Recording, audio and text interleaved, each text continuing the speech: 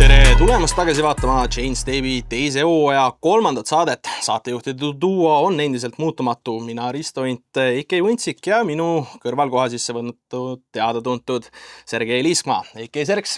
Tervist! No, meie vastas istub täna mees, keda vaat, et võib-olla paljud peavad isegi Eesti parimaks artistiks ja kelle Spotify kontolt me leiame igakuiselt üle 50 000 kuulaja. Ühtlasi istub meie vastas ka mees, kes on suutnud midagi, mida ei oleks vaat, et isegi NASA teadlased suutnud. Ta tegi Pluto jälle suureks, edestades Google'i otsingus isegi kääbusplaneet ise. Tere, Pluto! Tšaugi! Tavapärase hubase Rapla stuudio oleme me täna vahetanud Helixi seinade vastu. Miks me täna siin oleme? Mida see koht sulle tähendab, sümboliseerib? Tead, ma ütlen üle pika aja ma leidsin mingisuguse kodutunde jälle siin stutis. Üleüldiselt, kui ma olen käinud eri stuudiotes, siis mul mingi hetk viskas see stuudio idee nii üle. Et ma salvestasin kuskil sõbrannade suurtes tubades, iga sõprade köögis, ma olen laevas, lennukis salvestan. Ma mida veidram spot on, seda rohkem mul inspiratsiooni tuleb.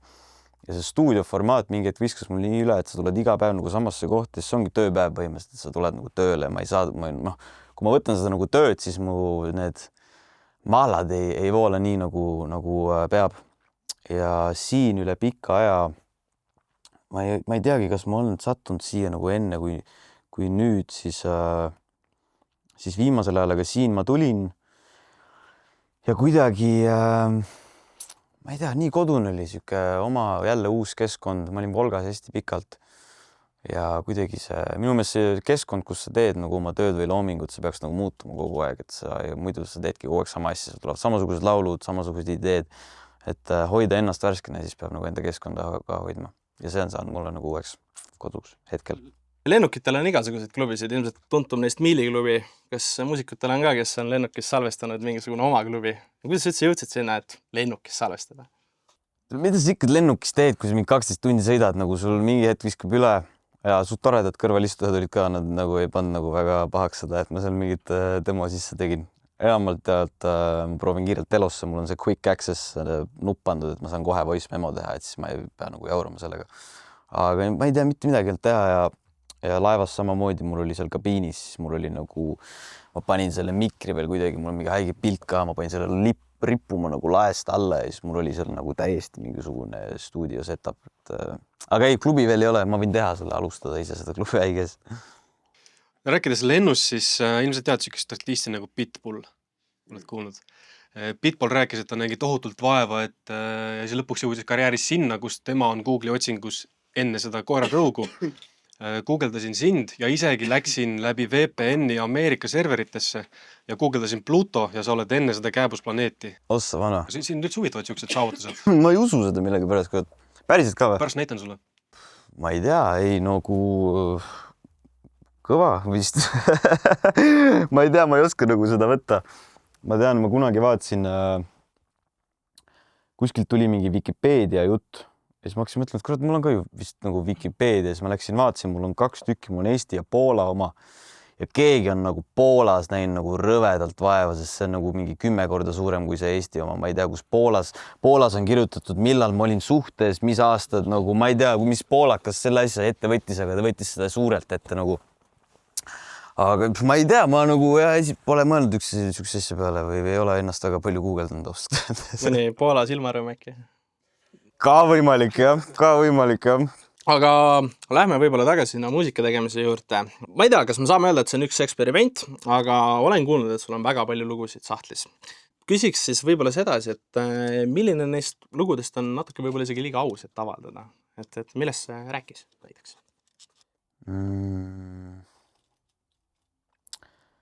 Sellega on see asi, et ma olengi väga aus inimene. Mul on ausalt suht suva, mida keegi arvab või mul on suht suva, mida ma ütlen minu mingitest kollase ajakirjanduse artiklitest ja ma arvan, et piisavalt on selgunud minust seda, et mul on tegelikult suht pohhui.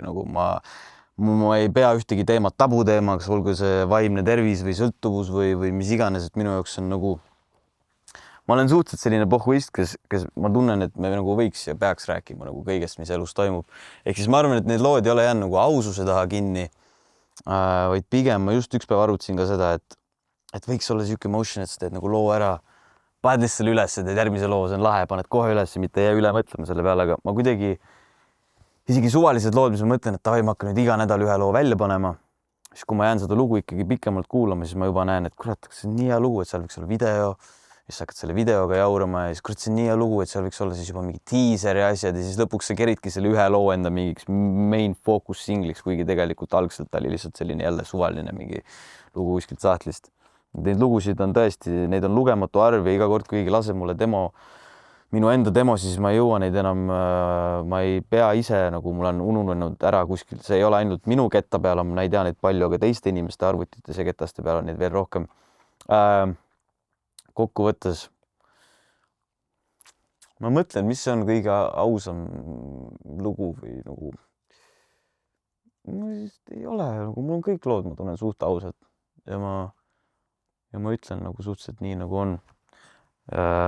Album, mida ma teen, on väga aus ja ilmselt need lood, mida ma muidu ei arvaks, et ma laseks välja, mis on enda just lapsepõlvest ja traumadest ja nagu rasketest teemadest tegelikult, mida on raske nagu rääkida. Põhimõtteliselt, mida ma räägiksin psühholoogile, need esinevad mu järgmisel albumil, et ma arvan, et see on veel järgmine step, mis ma saan võtta, et võib-olla saadki südamelt ära. Saib. Sa ütlesid ise, et need on lood, mida justkui võiks psühholoogile rääkida. Millest sa üleüldse siis hetkel kirjutades räägid? Et sul see artisti ideekond on päris pikk olnud ja ma ütleks, et selle aja jooksul me oleme väga eriilmelisi teoseid teinud. Mis hetkel? Kindlasti. Teine asi on see, et ma ei kirjutagi üldse juba viimased, ma ütleks, et 3 aastat äkki või. Ma ei ole nagu väga lugusid kirjutanud. Üks asi on see, kui mul tuleb mingi mõte, mida ma hiljem ei taha lihtsalt unustada, ma kirjutan selle üles. Aga nii, et istume nüüd maha või üksi kuskil istun maha, hakkan nüüd genereerima mingit lugu välja, nii ei ole mul olnud nagu mingi paar aastat. Et idee ei ole nagu teha kunsti, idee on elada oma elu nii, et ükskõik mida sa teed, on kunst. Ja ma olen siuke elukunstnik, kes lihtsalt proovib enda elu elada nii inspireerivalt, et kui ma lõpuks sinna mikrofoni taha saan, siis kõik, mis mu peast tuleb, makes sense ja riimub ja on bars.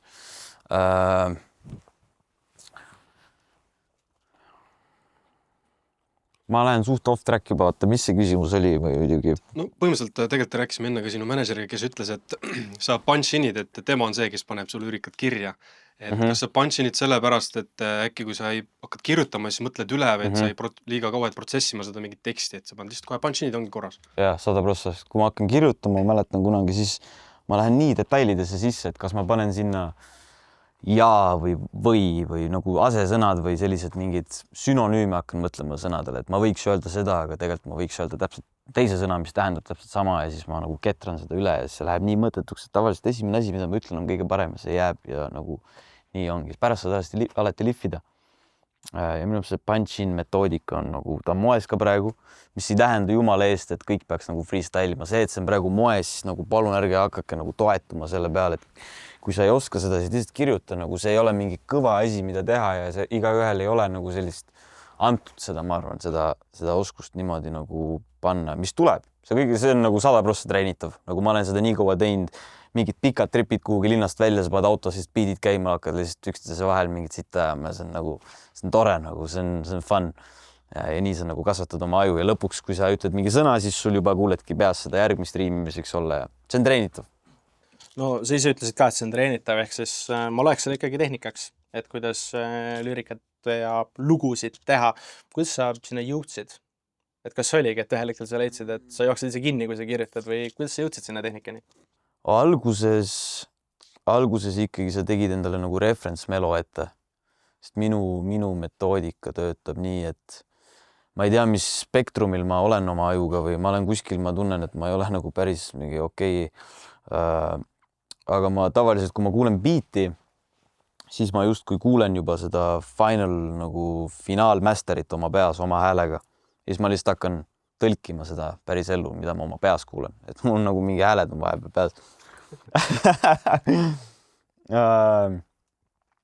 Ja ma arvan, et siis kui ma tegin neid referentsmeloodiaid, siis ma nagu proovisin nii hästi seda tõlgendada, kui ma suutsin, aga mul ei olnud veel seda oskust panna neid asju sõnadesse, ehk siis sa tegid, mamblisid oma sinna mingi ja siis pärast kuulad, hakkad, proovid täita seda.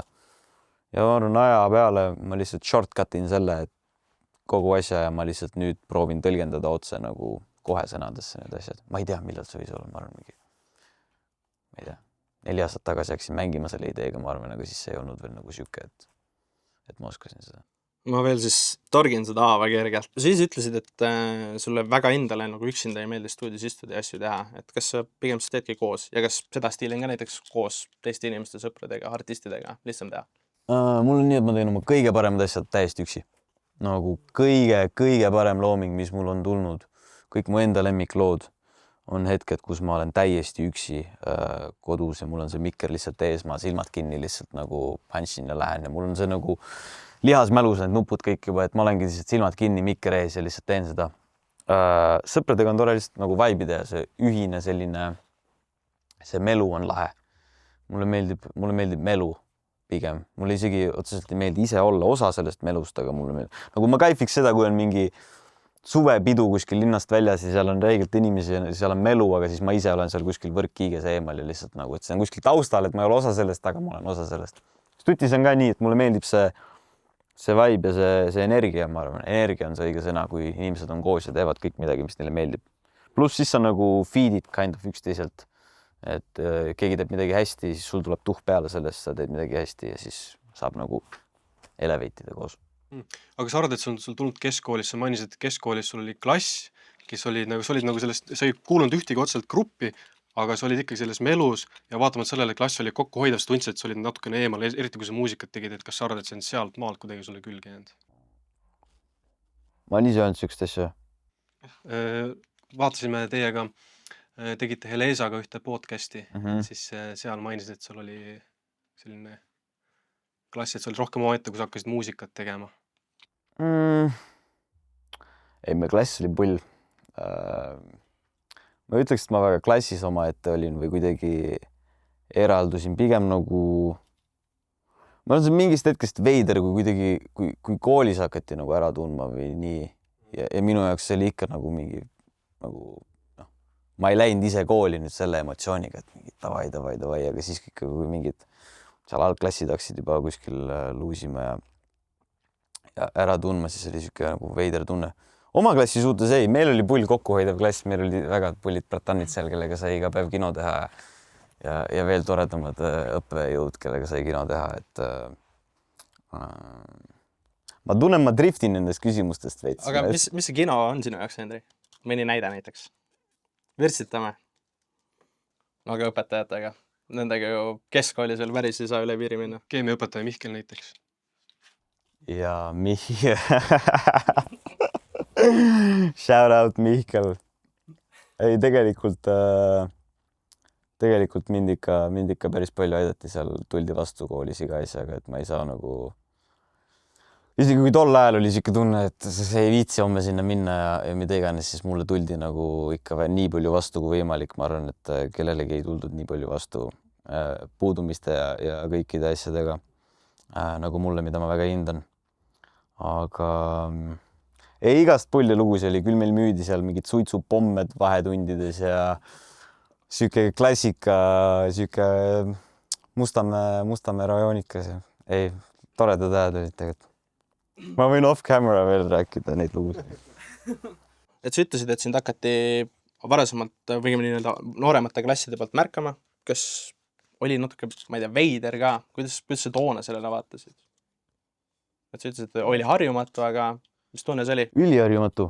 Ma ei tea, võib-olla see, ma tunnen, et see kuulsus või see spotlightis olemine, see on nagu mingi illusioon, et keegi, kes kunagi ei ole seal olnud, siis tahaks nagu väga seal olla. Kõik, kes seal on olnud, justkui ei taha seal olla. Et see on nagu mingi selline veider dilemma, mis oleneb su nii nagu enda isiksusest ka. Ma tunnen, et mulle nagu seda oli liiga palju korraga noorelt, kui mingi 15-16 olid ja see oli nagu arusaamatu natuke, et miks ma lähen nagu mingi Võrru esinema ja siis inimesed laulavad kaasa, nii et see on täis teises otsas nagu kuskil see oli too much ja ma ise ei ole selline inimene, et ma tunneks nagu hullult, käikski nagu nina püsti ja davai nagu vaadake või ma ei tea, tahate autogrammi. See on nagu imal, nagu ma mõtlen nagu kõrvalt vaadata sihukest venda, kes käib niimoodi, see on nagu veider mu jaoks. Ja sellega ongi see, et kui sa oled korra seal spotlightis olnud või sellises peavoolumeedias ja nii, kus inimesed tunnevad sind ära, siis kõik järgnevad pilgud peale seda on sul nagu räme dilemma, et kas ta nagu teab mind või ta tunneb mind nagu minu artistina või siis ta lihtsalt vaatab mind või mis see nagu on, kui kuskil, ma ei tea, õues mingid pilgud kohtuvad või keegi veits kauem vaatab, siis sa nagu, kui sa oled korra seal spotis olnud, kus inimesed, kui sa oled nagu üliaktiiv ja pildis kogu aeg inimesed tunnevad ära, siis sa jäädki sellesse luupi, et nagu miks ta mind vahib või nagu, kas ta teab mind kuskilt või et see on veider. Ma ei ole ise väga nagu fänn sellele asjale, aga samas see nagu, sa ei saa selle nagu midagi halvaks panna. Mul on võib-olla isegi üks tsitaat natukene samast olukorrast ja seal on endal ühe loo peal read, et mis ei ole küll avaldunud, aga 15 sain esimese keika, 16 sain esimese tuuri, 1-7 nagu Brasiil, vajutasin täis Eestil terve puuri. Ja nagu ma siit sinu jutust juba kõlama natuke jäi, siis võib-olla see kuulsus tuli natuke ootamatult. Vähemalt tundub, et sa ei olnud ise päris selleks valmis. Et kui sa täna vaatad tagasi, mida oleks teistmoodi saanud teha? Või mis nõu sa annaksid toona sellele 15-16 aastasele Endrile? Valmis ei olnud kindlalt nagu, see oli võib-olla selline, üldse selline mingi räppari või mingi artisti elu oli nagu selline väga veider arusaam, et siuke asi üldse võimalik või kuidagi see tundus nagu mingi umbluu asi kuskil USAs või üldse, et nagu teha nagu plekki oma mingisuguse hobiga, et sa lähedki, käid, laulad ja esined kuskil ja tuuritad või siis minu jaoks see oligi, et see on kas mingi kuradi Smilers on ju või USA teema, et seal ei ole nagu, ma ei suutnud panna ennast sinna, et kas ma olen see vend, kes käib ja teeb neid keikasi niimoodi. Ja ma arvan, et inimestel mu ümber oli ka seda nagu veits veider vaadata, näiteks vanematele nagu proovi seletada seda asja, et nagu trust, vaata, et see töötab. Ja ma arvan, et siis ei olnud sellist otsest nagu role modelit kõrval, kes oleks öelnud, et nagu harju sellega, see nüüd ongi nii, et sa kogu aeg pendeldasid seal kahe vahel, et nagu kas see ongi reality, et see on ju reality, aga käisid kuskil ja siis tekkisidki siuksed veidrad seigud, kus käisid esinemas, aga nagu ei tahtnud esineda kuidagi või ma olen ülipalju sama päeva festivale lihtsalt hommikul öelnud, et nagu ma ei taha tulla ja nagu hakkas kammima siuke, et vastupidiselt sellele, et sa lähed tuhiga peale, ütled, davai, ma olen kõva vend, ma lähen teen ära selle bamm. Siis vastupidiselt olid enne keikad seal backstage'is kuskil kuradi, ma ei tea, ma ei jõu täiesti X kohas ja siis mõtlesin, et miks need inimesed kõik üldse siin on ja miks nad nagu tulevad vaatama ja siis tuli meelde, et nad maksid ka selle eest, vaata, et tulla siia pilet osta. Ja siis nagu hakkas sööma sind ennast seest, et see enesehinnang kuidagi läks nii alla ja sa ei suutnud seda enda jaoks väärtustada oma ametit tegelikult, sest et sa ei võtnudki seda nagu tööd, sest et sa oled 15 on ju, sa oled 15-16, sul antakse mikker kätte, mine tee pool tundi, saad pärast kuradi plekki selle eest liiga palju ja siis nagu raha väärtus kadus ära, töö väärtus kadus ära, pluss siis enda jaoks ja see eneseväärtus kadus nagu ära, et sa ei saanudki täpselt aru, et mida ma nagu teen või kui see tundus nagu liiga hea olla tõsi kuidagi. Aitäh sulle selle, et jagasid. Aga lubame, et läheb ka paremaks üldse elu siin podcastis, aga läheme natuke üks samm tagasi sihukese huvitava küsimusega, et jällegi tsiteerin seda ühe sõnaga podcasti siis, kus sa rääkisid, et tagantjärgi mõeldes oleksid pidanud ikka hindama seda, mis sul oli see hetk. Et olid noorena pigem siuke rebel tüüp, on ju? Jah. et viitasid tegelikult ka vanemate lahkuminekule ja kasuisa ellu ilmumisele ja suhetele. Et oli vanemate lahkuminek siuke peamine või esimene põhjus, miks sa pigem läksid siukest rebeli teed? Tõesti põhjused on palju ja ega kodus ei olnud nagu kunagi asjad väga korras ja sellist ja ma olen nüüd, kui oled läinud mõne naistuttava juurde ja eelnevatel aastatel ka ja siis sa näed nagu seda ideaalperemudelit nagu, siis sa vaatad nagu et nii saab ka, et teil nagu vanemad nagu mingi hoiavad üksteist ja värki, et see on nagu suht võõras vaatepilt. aga samas ma tunnen, et ma olen ikka palju paska läbi elanud, aga see on nagu teinud mind ennast nagu ülitugevaks ja ma ei oleks kindlasti see inimene, kes ma olen täna, kui ma ei oleks kõike seda läbi elanud ja nende probleemidega nagu ise toime tulnud, et mul on selline loll komme tulla nagu ise toime kõigega.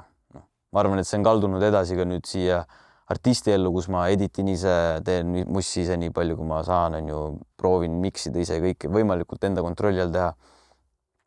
Ja ka vanasti ka, kui olid mingid probleemid või asjad, siis ei olnud seda, et läksid kellegi õlale neid probleeme kurtma või mu ema suurim probleem oli see, et ma ei rääkinud talle mitte ühtegi asja nagu ja see oli palju hirmutavam kui see, et ma oleks läinud nende muredega, oli see, et lihtsalt ükskõik, mis mul oli kuklas, siis see ei tulnud kunagi välja, vaid ma ütlesin, et ma handlin ära, all good. Esimene album, võid mind korrigeerida ja mu mälu värskendada, aga minu mäletamist mööda ja täna siia sõites kuulasin ka, nad ikkagi rääkisid sellisest noore poisi pigem armastusest, et kui palju seda valu jõudis tegelikult lugudesse? Ei, siis ei olnud midagi, siis ma arvan, et siis tuli see hoopis teisest kohast ja teise ideega, et lihtsalt oli selline eksperimental faas üldse, kus õppisid tegema muusikat ja õppisid üldse seda programmi kasutama. Ja siis oli see fun ja läbi fun'i tuli just siuke, ma ei tea, mis värk mul on melanhoolsete asjadega, mul just mingi tuttav küsis ka, et sa kunagi nagu mingi õnneliku laulu ka teed või mis sul toimub nagu. Aga ma tunnen, et mu parim külg on selline melanhoolne ja haavatav pool, sest ma ise kuulan hästi palju sellist või tol hetkel siis tuli see 17 XXXTentacionil ja siuksed hästi haavatavad tegelikult ja nagu nii-öelda kurvad lood. Võib-olla ma olin inspired nagu sellest ka. Aga ei, tol ajal oli jah mingi, miks sa murdsid mu südame? Seal väga sellist deeper meaningut ei olnud nagu. Ja ma arvan, et ma olin ise ka lihtsalt siis siuke pinnapealsem võib-olla või ma ei osanud avada või ma ei olnud enda jaoks neid lapsepõlve probleeme nagu läbi matkinud, et üldse jagada seda või üldse see tuleks välja. Tol hetkel ma mäletan, see oli pigem see, et kui ma hakkaks rääkima nendest, siis ma läheks lihtsalt emotsionaalseks ja süda hakkaks peksma ja mul oleks nagu ebamugav rääkida, aga tänasel päeval ma olen nagu endaga jõudnud sinna kohta, kus ma olen enda jaoks need asjad kõik ära lahanud ja mul ei ole nagu probleemi nendest asjadest rääkida või. Sa kergelt puudutasid seda, aga kui palju sul sellist kaitsekilpe oli toona, et tihti noored lapsed, kes tulevad justkui problemaatilisematest perekondadest, neil ikka on mingisugune coping-mehhanism sellega, et mõned leiavad endale kilbi ja teesklevad justkui, et kõik on ideaalne, teised leiavad mingisuguse muu väljundi. Kuidas see sul välja nägi? Oli sul üldse midagi sellist ajal? Ma arvan, muss oligi mu väljund mingil määral, kuigi see ei väljendunud otseselt nii, siis see oli ikkagi see nii-öelda kodu, kuhu minna. Kui kuskil mujal seda kodutunnet ei olnud, siis seal mikri taga tehes seda mussi, sa nautisid nagu klapid peas, sa olid nagu omas maailmas. Kindlasti see ja eks seal tuligi väike selline, hakkas pihta võib-olla selline põgenemise faas, kus tahtsid nagu justkui, ei tahtnud võib-olla reaalsusele nagu silma vaadata ja tahtsidki põgeneda sealt ükskõik mis alkoholi või teiste mõjude abil tahtsid nagu nii palju eemale saada sellest reaalsusest kui võimalik ja olla kuskil nagu oma mullis. Aga see ei ole nagu lahendus, absoluutselt. Aga tulles nüüd korraks tagasi ka üldse selle suhtluse juurde, et rääkisid, et siin pigem nagu kas alkoholi või siis teiste asjadele ennast jagasid, aga kuidas sa tunned sind vanemate lahkuminek mõjutab? Ma ei tea, see oli juba nii noorelt ja see, ma arvan, see lahkuminek ise on nagu kõige väiksem asi seal, mis mind mõjutas ja ma nüüd ei tee ka ennast mingiks hulluks ohvriks, ma tean, et selles suhtes, ma tean inimesi, kellel on nagu väga halvasti ja ma ei tee nagu ennast mingiks siukseks, eks me kõik nii-öelda oleme mingid sitta läbi elanud, me keegi ei ole nagu pattudest puhas ja oleme näinud palju asju, kes vähem, kes rohkem. Et ma arvan, et seal on lihtsalt nii palju teisi faktoreid, et see lahkuminek ise oli, eks ta muidugi noorele ajule nagu ei ole hea asi, kui sa pead nagu suke suuvooder olema ühest kohast teise käima ja siis seletama seda ühele ja siis edastama sõnumeid. Et see ei ole tore, aga ma arvan, see oli jah, nagu mingi kõige väiksem asi, mis seal toona nagu ajudele käis. Aga noh, positiivsemal noodil siis, et aga mida sa ise teed tulevikus teisiti, et aidata omalt poolt murda lõhestatud perede nii-öelda sellist mustrit Eestis?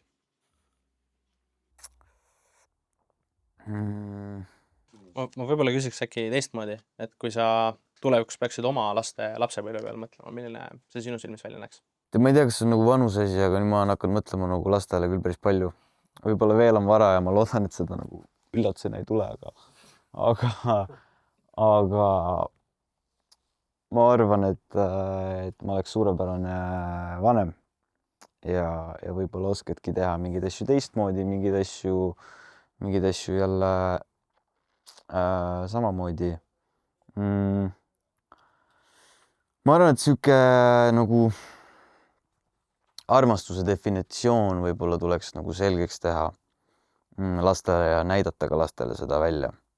Nii siis vanema enda poolt lastele kui vanematel omavahel, et selline hoolitsus ja hellus on nagu on vajalik ja see ei ole nagu mingi tabu thing. Ma räägin, et kui ma näen sihukest asja kõrval, et ideaalperedel ongi nagu hellus, nagu mõtlengi, et mis asja, et päris huvitav. Aga ma arvan, et see on hea teema, sest meil see iive nagu langeb. Mul on tunne, et keegi ei taha enam lapsi teha, keegi ei julge enam armastada ja kõik ongi selline pilla-palla laiali. Peaks armastama rohkem, ma arvan. See on väga hea point, sellepärast, et mida kõik ilmselt teavad, kes on MGK. MGK rääkis seda, et ta õpetama tütrele armastust niimoodi, et annab talle nii palju armastust, et igasugune lambi vend, kes nõndab pealiskaudselt asju, et seda isegi ei mõjuta teda. Et ongi sa mainisid hellust, et väga good point, et sattusin ühel Comedian podcastil vaatama. Kui mul tütar tuleb, siis ta kuttidel läheb raskeks, noh. Selles suhtes, et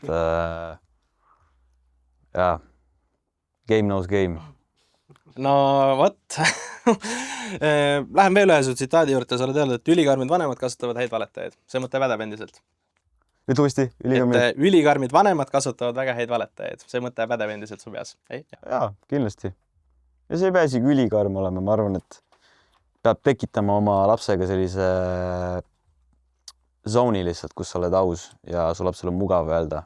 Sest nagu ilmselgelt vahet ei ole, kui karm sa oled või kui lahke sa oled, siis su laps ei räägi sulle kõike, aga kui sa võtad näiteks praegu ma olen oma isaga nagu parim sõber selles suhtes, et meil ei ole nagu, meil on kõik kaardid avatud ja see on nagu ülilahe.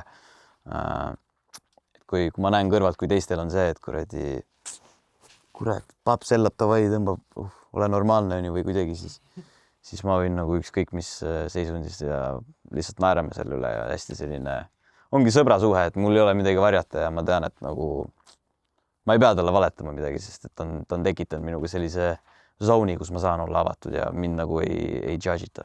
Sa tundsid ise sellest noorena puudust, et sul ei olnud seda tsooni, sest see oli sinu tsitaat.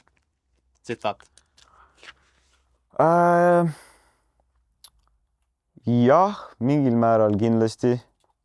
Võib-olla ma lihtsalt tahtsin, et isegi kui ei olnud hetkel mingit, ma ei ole väga reeglitel lastunud nagu kunagi ennast mõjutada, et see ei ole isegi, et kui mul on nagu väga karm vanem, siis ta ikkagi ei suuda mind reguleerida enam-vähem, olen ma tundnud, et sa võid mulle midagi öelda ja mida karmimalt sa seda mulle ütled, siis seda kõvemini ma teen vastupidist, tunnen ma, et mind on nagu väga raske kontrollida ja kuidagi öelda mulle, mida ma tegema pean.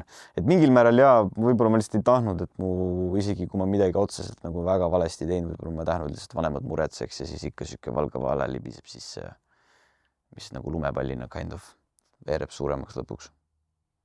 Aga tsiteerime sind jälle, et ma ei taha olla see sotsmeedia variant, et kõik on nagu alati ilus. Aga kuidas Henril või Pluutol, et kuidas sul nagu päriselt täna läheb? Tead, päris hästi, ausalt öeldes. Ma olen nagu heas kohas. Ma teen, mis mulle meeldib, mitte ainult muusika vormis, vaid kunstile üldiselt. Ma tunnen, ma olen kunstnik ja ma austan, et inimesed võtavad mind kui kunstniku nüüd või kuidagi, et näevad seda võib-olla suuremat mõtet sellel asjal, mis ma teen, et see ei ole enam lihtsalt nagu lälised kuskile mikrisse mingit asja, vaid inimesed võtavad seda nagu nagu millegi suurema eesmärgiga. Mis see tsitaat oli mul? Ma ei taha olla see sotsmeedia variant, et kõik on nagu alati ilus. Mis on nagu veider, sest ega ma mingeid väga kurbi pilte ei postita, kui ma postitan, mida ma teen harva. Ma arvan, et kuskil Instagramis ja kohtades sa näed seda võib-olla seda highlighti elust ja see kõik see kurb ja reaalne pool tuleb välja lugudes.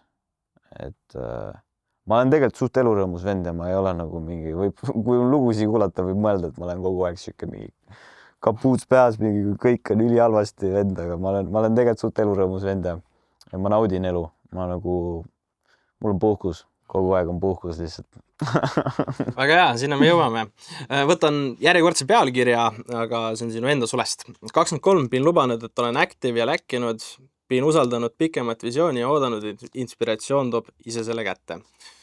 Sellest mulle jääb justkui mulje, et Plutot on ikkagi talent kandnud. Samas olen ma teistelt artistidest kuulnud, et vaata, et nii töökat talenti nagu Pluto leida on raske. Kus kohas see balanss selle talendi ja töökuse vahel sinu jaoks on senise karjääri puhul? Üliraske. Puhtalt talendist ei piisa kindlasti, sa pead panema sinna. Ja see on ükskõik mis alal, see ei ole isegi loominguliselt otseselt, aga ka sportlane näiteks, sa võid olla ülitalendikas, aga mingi vend, kes tuleb mingi Kobe Bryant, kes lihtsalt treenib sust iga päev rohkem ja nagu sa ei saa tast üle. Ma võib-olla ise lihtsalt ei teadvusta endale, kui palju ma reaalselt tööd teen. Et minu jaoks ei ole töö, et ma võin istuda 4 päeva järjest, teha nagu mingi 10 lugu, 20 lugu. Ja see ei ole minu jaoks mingi wow-efekt, kui teised on mingi, mis siis tegid täna 3 lugu või mingi, see on nagu täiesti mööda minnes tuleb mul.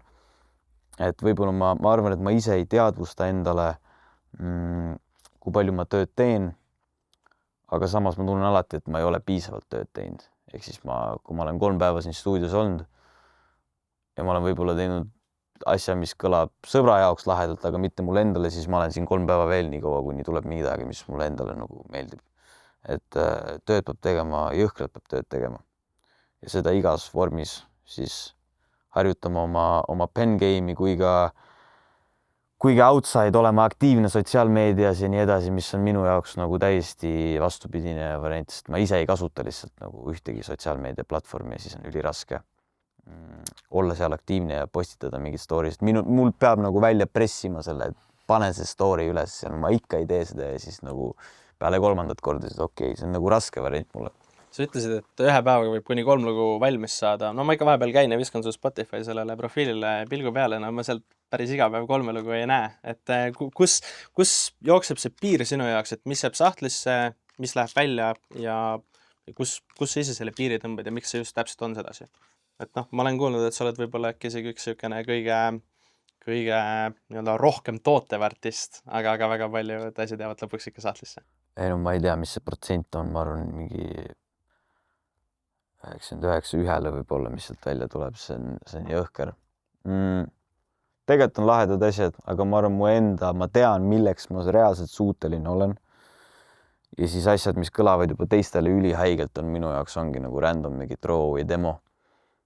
Ja tegelikult see on nagu loll asi või nagu selline loll printsiip, mis endale lood, et tegelikult peaks lihtsalt kohe nagu, kui sa oled nagu upcoming artist, sa teed asja, mis sulle meeldib, pane siis kohe välja ja move on ja nagu kõik, kedagi ei koti see aasta pärast, sind ennast ei koti see aasta pärast, aga kui sa jätad need panemata, siis sa oled lihtsalt 2 aastat mitte midagi teinud. Nii et parem on nagu kütta kogu aeg välja, ma proovin sinna moodi tagasi saada. Lihtsalt jah, paraku, kui ma ikkagi mingid lainid jäävad, mind võib-olla kummitama ja seal võib-olla 1 sõna terve laulu peale, mis mulle ei meeldi ja sellepärast juba ma otsustan, et vaatame. Või siis on see, et ma lihtsalt toodan juba, ma ütlen, tavai, ma panen selle varsti välja, aga siis järgmine päev ma tegin veel 3 lugu ja siis sealt on juba mingi, mis kõlab paremini kui see ja siis lihtsalt neid kuhjub. Et peaks tegema mingisuguses üks lost tapes asja või nagu mingi 2020, 2021, ma arvan, seal annaks juba mingi, ma ei tea, mitu albumit panna nagu aasta peale kokku, et võib-olla teha selline arhiiv näiteks, kus neid üles laadides, et jah, nüüd on neid hilja võib-olla laadides, ei ole nagu võib-olla see sound, eriti kui ma sihin nüüd nagu, ütleme, rollouti näiteks albumil on ja siis veider on droppida nagu mingi 4 aastat vana lugu sinna vahele lambist. aga võib-olla mingi tapes teha või selline kogumik teha, kus need kõik vanad asjad on. Aga mis see mahu mõttes olla võiks, kui sa võtad, ma ei tea, alates 20-ndast praeguseni? Siukseid lugusid, mida justkui võiks välja panna, aga võib-olla sinu selline perfektsionisti käekiri justkui pole lubanud. Räägime 3-kohalisest numbrist, 4-kohalisest. Ei, 3-kohalisest. Ma arvan reaalselt nagu ready to go on mingi 300 ikka, mis on nagu, millel ei ole tegelikult, ei oleks vaja nagu midagi muud, mis on lihtsalt istuvad. Ja põhimõtteliselt lihtsalt käis mingi mix üle ja master üle ja pane välja nagu. Et need on, sa ei kujuta ette palju, ma olen vastu pead saanud nagu kõigilt enda ümber nii sugulastelt kui sõpradelt kui kolleegidelt, et miks ma lihtsalt ei pane neid asju välja, aga ma ei tea, see mingi loll nagu, ma ei tea, ma pean endale mingisuguse kellegi teise sinna Spotify'sse lisama ja las paneb minu hästi, et ma ei teagi. No rahvas ootab igastahes. Me oleme ready to listen, et me teeme kas või mingisuguse reacti seeriat, et me kuulame kõik need 300 lugu järjest. Näiteks. Nädal aega reacti. Vabalt. Et Oskar, ma tean, et ta on kindlasti nõus igat. Aga jätkates selle pealkirjaga, et näiteks ulatan teistele käsi ainult, et saada ise vastu näppe. Ma usun, et inimeste seas on päris palju inimesi, kes resoneeruvad sellega, isegi rohkem pole neid, kes resoneeruvad, kui need, kes mitte. Kui väga see sind inimesena mõjutas? Ma olen harjunud sellega mingi hetk. Kui me võtame seda, sa saad seda lauset muidugi võtta eri nagu formaatides ja panna neid tähendama erinevatele valdkondadele. Aga kui sa näiteks industris võtad seda, siis sa mingi hetk harjud sellega ära, et see ongi industri nagu, et siin ei saa liiga palju anda endast ära, sest et see võetakse kõik, mis on ja see ei ole nagu, siin on kind of ikkagi lõpuks kõik enda eest, et nagu me üritame nagu jätta muljet ja kõik inimesed siin industris räägivad, et nad tahavad reegelt kogukonna tunnet ja me võiks kõik kokku hoida, aga kui tuleb hetkelt kokku hoida, siis mitte keegi ei hoia kokku ja kõik ikka tahaks oma asja aretada ja tahaks ise teha seda ja tahaks ise olla eestvedaja. Seda on nagu naljakas vahepeal nagu vaadata ja tunda ja kuulda. Ja võib-olla kui alguses see oli selline nagu ehmatav, aga võib-olla nagu ebameeldiv, siis nüüd ma olen kasvanud nagu selliseks, et ma tunnen tegelikult nagu sellist mõnu, kui ma saan inspireerida ja ma ei tahagi midagi tagasi saada. Ma tunnen, et mul on kõik, mis mul vaja on, mul ei olegi kelleltki vaja ühtegi abipalvet enam või mingit, mul on, I'm good ja mul on, kui mina saan teisi aidata, siis see teeb mulle head meelt ja inspireerida nagu, siis see on nagu minu põhipoint. Minu põhipoint on inspireerida. Ma ju tee mind üks ühele järgi, copy mu flow, mida iganes. Mul on nagu tore, et ma sain olla see inimene, kes pani sinust selle nagu sära silmi nii-öelda. Aga pani see kunagi sind inimsuhetesse teistmoodi suhtuma selline olukord, et kui on nii-öelda nuga selga või? Vastu näppe, jah. Ma ei tea, ma pole kunagi väga usaldanud inimesi nagu. Ma ütlen ausalt, mulle öeldi, mu suurem vend ütles mulle väga noorelt peale ära, et siin elus on ainult üks inimene, keda sa saad usaldada, see oled sina ise. Et su parim sõber, su naine, mind ei huvita, kes su ümber on. Kõik lõpuks võivad kaduda ja ainus inimene, kes teeb sinu eest asju, et sina ise. Ainus inimene, kes viib asju ellu, oled sina ise ja ei ole mõtet nagu toetuma jääda mingitele abi kätele või ootama jääda, et keegi teeb sinu eest midagi, sest et tegelikult on kõigil 100 mure ja kõigil on pohhu. Päeva lõpuks ma ütlen ausalt, kõigil on pohhu, mida sa teed. Tore on, kui kellegagi midagi koos teed, aga kõigil on 100 mure, nagu keegi ei jaksa sind üleval hoida, kuidagi kogu aeg tegeleda sinuga, see on sinu enda.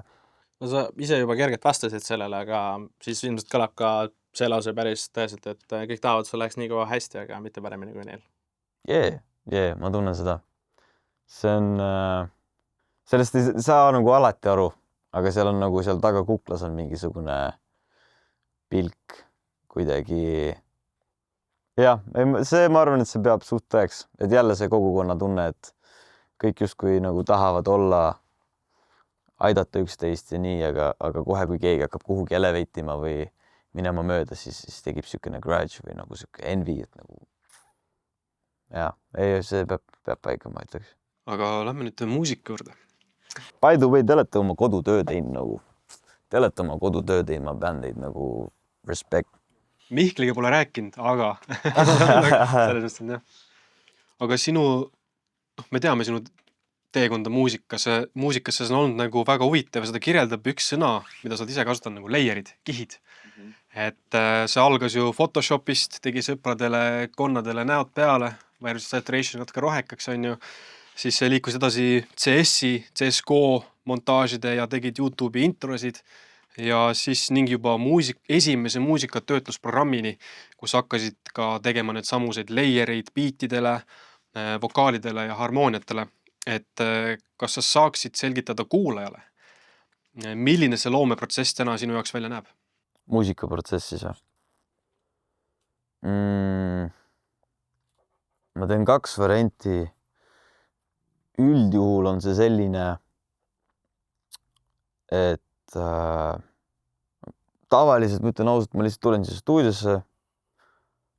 Andero mängib oma mingit haiget biiti, mis ta ka just tegigi pool tundi tagasi. Ja siis ma kuulan seda mingi 5 sekundit ja siis ma ütlen talle, et kuule, ma hüppan siia peale. Ja siis me lihtsalt lähme, salvestame nii palju kui saab. Siis üldjoones me teeme selle 1 laulu ära, siis ta ütleb, et okei, aga kuule seda biiti ja siis ma ütlen talle, et lähme lihtsalt teeme sellele ka ja siis me lihtsalt teeme järjest neid lugusi. Et seal ei ole tegelikult mingit väga pikemat nagu thought protsessi taga või sellist ulme gatheringi. Nüüd, kuidas mu ideaalne sessioon välja näeb, on selline, kus on esiteks päris muusikud, inimesed, kes tajuvad klaverit ja selline, kellega sa saad nagu edastada enda nagu emotsiooni. Et tihtipeale mulle meeldib olla ise nagu nii palju produktsioonis sees kui võimalik, sest siis ma saan dikteerida, kuhu see sõnum üldse viib. Et kui on nagu mingi jolly ass beat, siis ma ei saa sinna minna nagu mingi kurva tekstiga peale või nagu mu see brain ei rewire ennast, et see, mis mul hetkel tuleb punch-inides, see on pigem ikkagi resoneerub nagu selle beatiga. Ja tavaliselt siis tulebki nagu nii-öelda siis saab Andero kontrollida, mis contenti see mu aju toodab.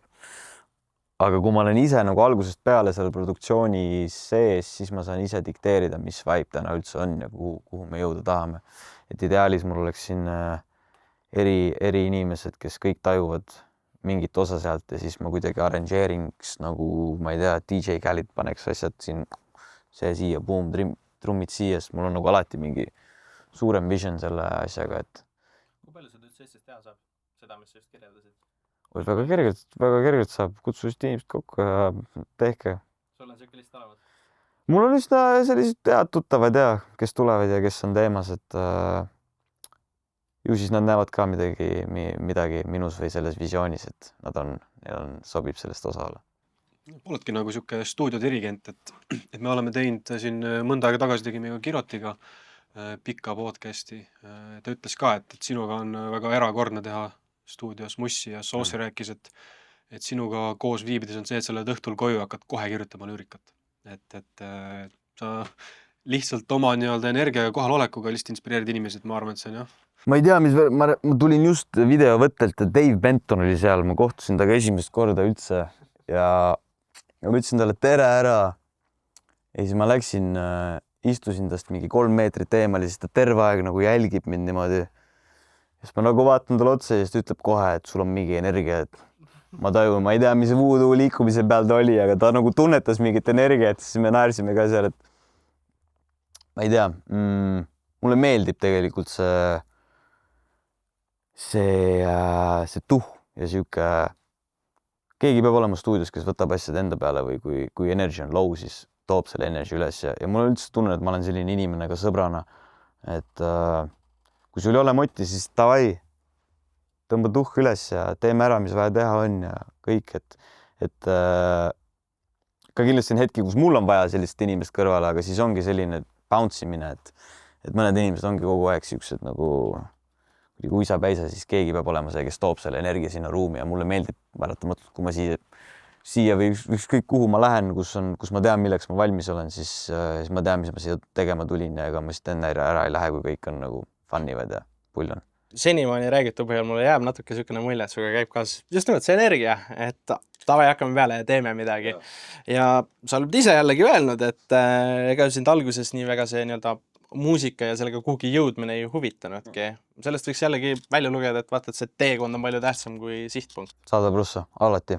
Ma olen alati selle poolt, et protsess on tegelikult palju huvitavam. Seepärast ma arvan, ma ei olegi neid asju välja lasknud. See on ka väga hea point tegelikult, miks ma ei ole ühtegi asja välja lasknud, sest mind ei huvita see välja laskmine, mind huvitab see, kuidas ma tegin selle asja. Või see, et ma sain oma südamelt ära. Oot, ütle uuesti korra, mis mul oli mingi hea point sellega. Küsimus oli suures pildis see, et kas teekond on tähtsam kui sihtkoht? See on mingi näide oli ka sellega või? Ma olen ise... Sa oled ise öelnud, et sind alguses ei huvitanudki muusika ja sellega kuhugi jõudmine nii väga kui see loomeprotsess ise. Ja samas peab olema kõrval inimene, kes näeb visiooni, sest mina ei näinud algus visiooni, ma mõtlesin, ma teen niisama oma ette mingit täiesti X-faktor asja. Aga mul suurem vend oli see, kes nagu ütles, et tavai võtta kokku. Samamoodi, tema on nagu mulle see inimene, kes peab raputab mind vahepeal, et tavai võtta pilt ette. Ta pani selle golden buzzeri. Jaa, reaalselt. Et tema ütles mulle, et nagu ta näeb siin visiooni ja ära tee seda lihtsalt oma sõpradele pulli pärast, vaid proovi seda reaalselt nagu teha, pane reaalselt SoundCloudi asju üles. Jaa, aga 100% protsess on see, mis loeb. Sest et ma tunnen, et kui mingi lugu, sa teed seda lugu, siis sa kuulad seda lugu mingi 1000 korda, siis filmid veel video ka jõhker, siis sa lihtsalt käib. Tegelikult see hetk, kus see lugu on release, on sellest täiesti savi nagu. Või ma tunnen vähemalt, et mind absoluutselt ei huvita ja on väga harva, kui ma olen neid lugusi nagu pärast reliisi läinud uuesti kuulama. Nüüd mingid viimased reliisid, kus ma olen reaalselt, mul on nagu hea meel selle tehtu üle.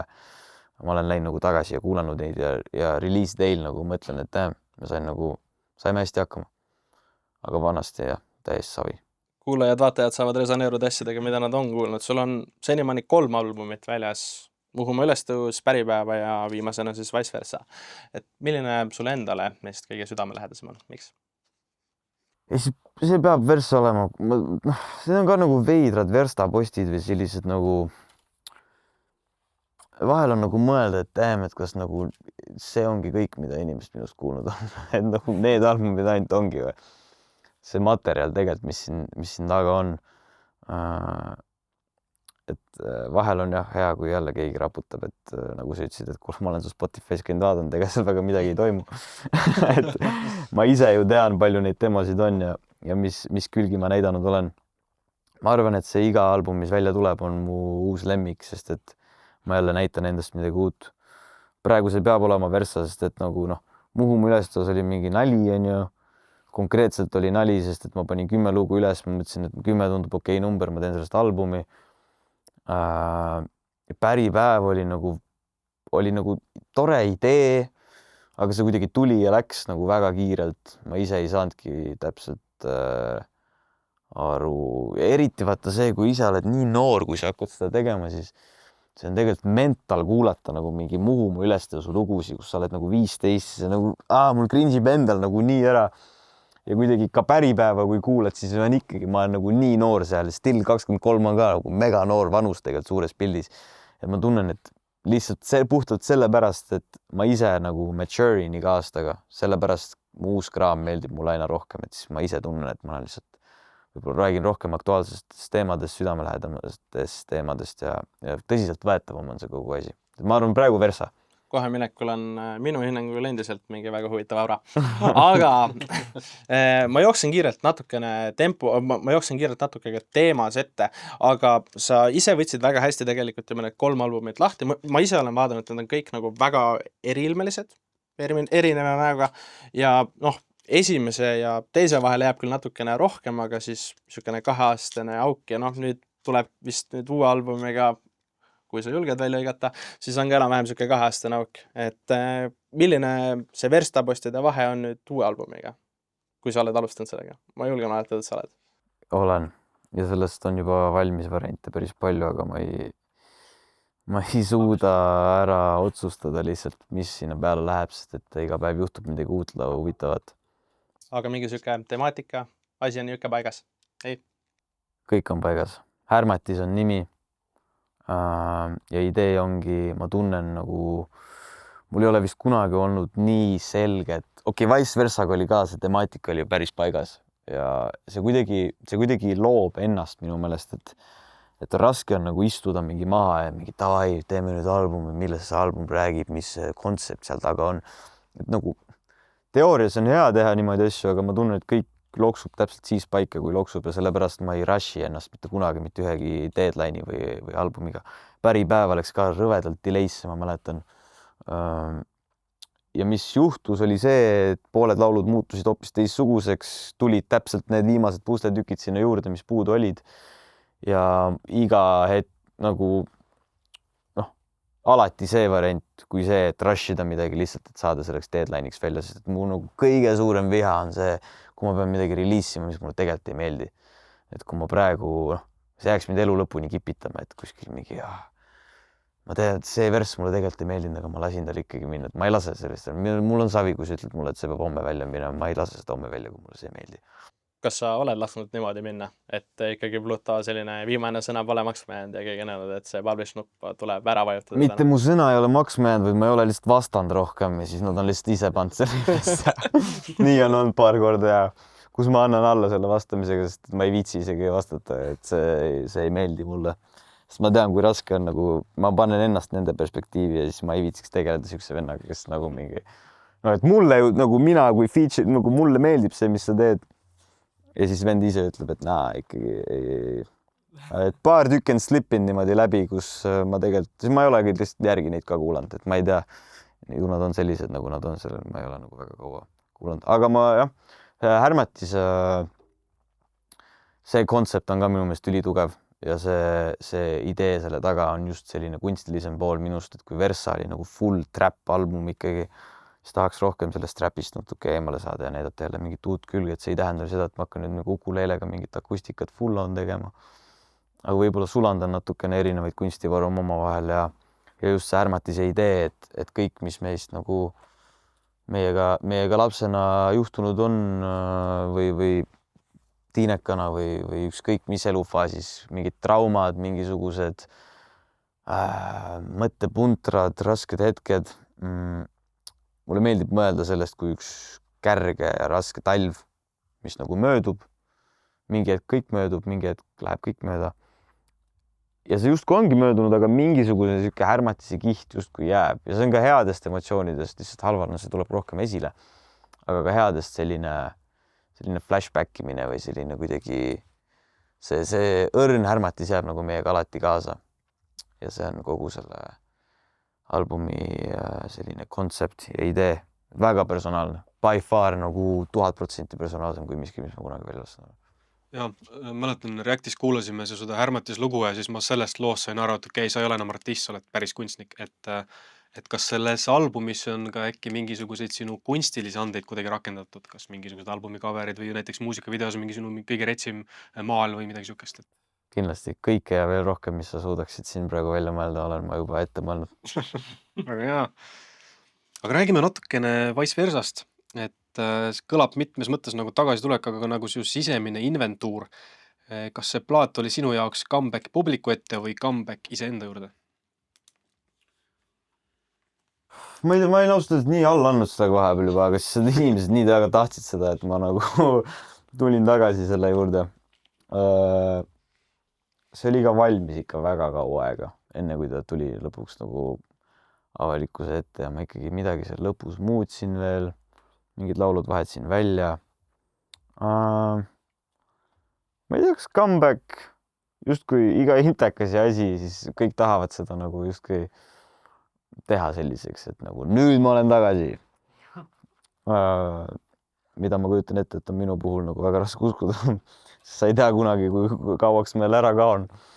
Aga ma arvan, et see oli jälle mingine uus külg või emotsioon endast, mida jagada teiste inimestega ja anda seda tuhhi. See oli tuhhi album konkreetselt, see oli siuke moshpit ja võib-olla rohkem. Ma tahaks öelda, et iga album on elufaas, mis mul on olnud. Iga album tugineb elufaasile, mis mul on olnud. Et justkui oligi see nalja tegemise asi, oli see muum ülestõus. Siis kui hakkasid mingisugused armusuhted olema, siis tegelikult päripäeva, kui minu mäletamist järgi oli enam jaalt nagu mingid armu asjad. Ja siis sealt edasi tuli siuke rebelima aeg ja selline täielik pohhuism, selline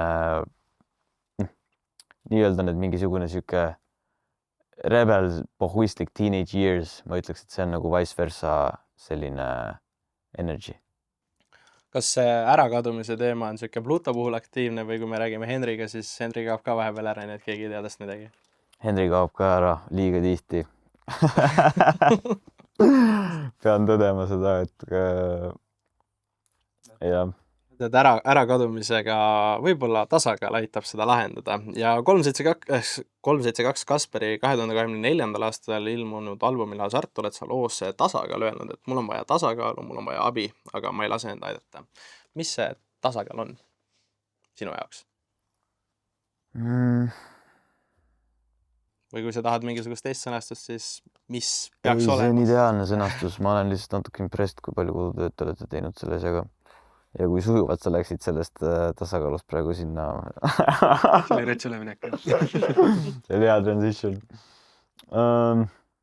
Tasakaal elus on, ma arvan, ongi puhata, aga teha sellist tööd, mis mingil määral ongi sulle puhkus või kus sa tunned, et sa ei anna endast nagu kõik ära või ei võta seda stressi endaga kaasa, et kõik asjad tegelikult on paratamatud, töö, stress, inimsuhted, elu ei ole lihtne, nagu see ei ole mõeldudki nagu mingi lust ja lillepidu, et lihtsalt chillid siin ja et see toob endaga kaasa nagu raskeid hetki ja toredaid hetki ja peabki lihtsalt leidma, ma arvan, selle tasakaalu, kuidas enda jaoks elu nagu huvitavaks ja mugavaks teha.